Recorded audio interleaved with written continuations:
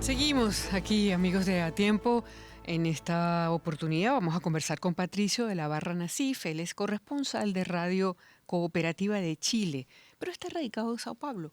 Y es que hay una información interesante que ha emitido Jair Bolsonaro que dice que la ley contra los fake news es inicio de la censura y de hecho pues celebró la negativa de la Cámara de Diputados para la votación que hubo con carácter de urgencia de este proyecto de ley que fue presentado por la izquierda y además el opositor Partido Comunista de Brasil, PCdoB. Así que bueno, qué locura esto que estamos escuchando, que el propio presidente de un país dice que la ley contra el fake news es un inicio de la censura. Bueno, bienvenido, Patricio. Hola, muy buenas. Es un gusto de conversar con ustedes, Graciela. Sí, efectivamente, hay una serie de contradicciones con respecto a esta ley. Recordemos que en 2020 se presentó este proyecto de ley, el proyecto de una ley 2927 del 2020, que buscaba la forma de combatir o limitar y hasta disminuir estas noticias falsas o fake news, como se les reconoce en el mundo entero. Era una propuesta de crear una ley brasileña de libertad, responsabilidad,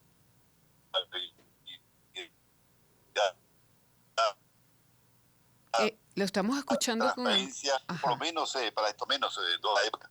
¿Perdón? No, que ya, pero ya estábamos escuchando un poco mal, pero ya mejoró. Ajá, nos decía que había que se había propuesto No, esto. te decía que es una ley antigua. Bueno, esto Ajá. se ha venido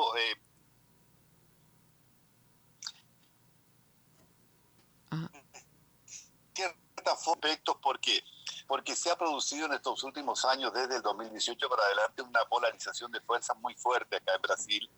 Y ahora estamos a las vísperas de una elección presidencial que se va a desarrollar en primer y segundo turno en octubre y continúa esta polarización. Entonces, ¿qué es lo que ocurre? Cuando tú intentas llevar estas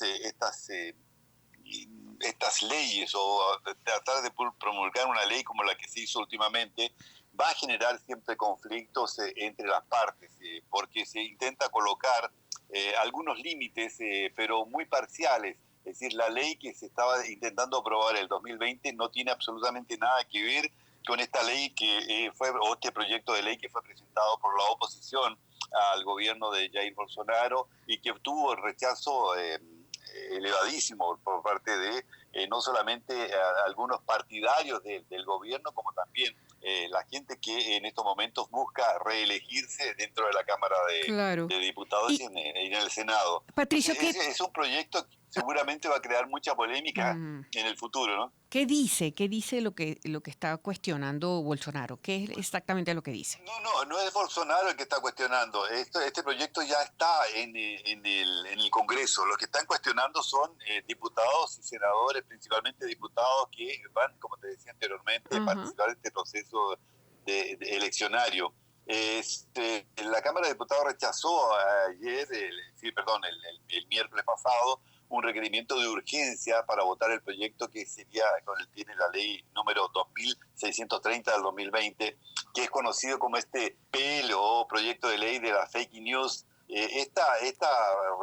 Rechazo fue considerado una victoria de Jair Bolsonaro, pero en definitiva no es una victoria de Jair Bolsonaro porque no hay una participación activa por parte del Partido Liberal, que es el actual partido de Jair Bolsonaro, y sí de un frente bastante amplio que busca, como te decía anteriormente, una ley brasileña de libertad, responsabilidad y transparencia en la Internet. Es decir, cosas que realmente van a perjudicar a ambas candidaturas, porque no sé si te acuerdas que en el 2018 se generó acá 12 frentes bastante antagónicos y que se llamaban ambos estos ministerios del terror o alguna cosa parecida, en que se utilizaron las redes sociales justamente con disparos en masa apoyando a uno u otro candidato. Esto es lo que intenta en estos momentos ser inhibido. ¿Qué es lo que ocurre? Que hay una participación del Supremo Tribunal Federal.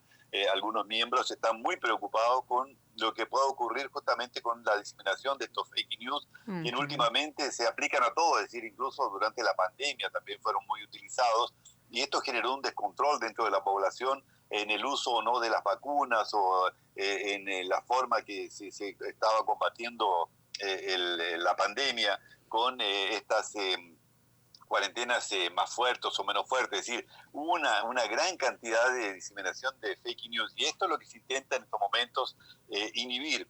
El Supremo Tribunal Federal ya llegó a censurar a Telegram por algunos motivos y ellos se comprometieron a no intentar inhibir esta vehiculación de fake news con una plataforma de siete puntos bastante importantes.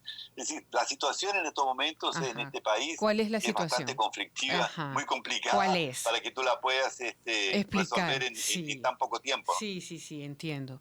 Porque parecía que es que Bolsonaro estaba apoyando el tema de los fake news y como él es una persona tan particular. Acá realmente el fake news es una herramienta Claro. utilizada, te digo, mucho por, claro, lógicamente en uno u otro bando, esta polarización que estamos viviendo en estos momentos. Tanto las fuerzas de izquierda como las fuerzas de derecha y de ultraderecha se utilizan de estos mecanismos de fake news para, lógicamente, estimular o desestimular, en este caso, a la población en función de una reelección o de la votación vuelta de un candidato que ha sido bastante rechazado por su pasado porque fue comprometido con corrupción y una serie de otras cosas. Entonces, claro, estas noticias falsas que se diseminan en estos momentos preocupan a las autoridades. ¿Por qué? Porque hay centenas, son 214 millones de habitantes, de los cuales van a participar 120 millones en este proceso electoral y que reciben estas informaciones con alguna intención. Es decir, son, en algún caso no te quiero decir que sean malintencionadas, pero tienen alguna intención. Sí. Entonces esto es lo que se intenta inhibir. Claro. Ahora, esta ley lógicamente que tiene una serie de problemas, una serie de dificultades para que puedan ser aprobados por los candidatos, porque son candidatos. En estos momentos tenemos una cantidad enorme de candidatos, tanto a la presidencia como a la renovación de la Cámara Baja y la Cámara Alta. Claro, porque pues, finalmente todos utilizan la fake news. Lamentablemente en algún momento lo han hecho, claro. Claro, y se crean narrativas acá, por ejemplo, con respecto a una serie de situaciones que son importantes para el país y que determinan, por ejemplo, procesos económicos, procesos en el Ministerio de Educación, por ejemplo, que en estos momentos está siendo el blanco de incluso tal vez de una comisión parlamentaria de inquérito por desvíos o posibles supuestos desvíos de dinero. Y ahora hay también algunas solicitaciones de comisión parlamentaria de inquérito también para investigar los desvíos que hubo de conducta y de dinero de los gobiernos del Partido de los Trabajadores, principalmente en la época de Lula da Silva y de Dilma Rousseff, alcanzando también a Michel Temer, que era el vicepresidente de Dilma Rousseff.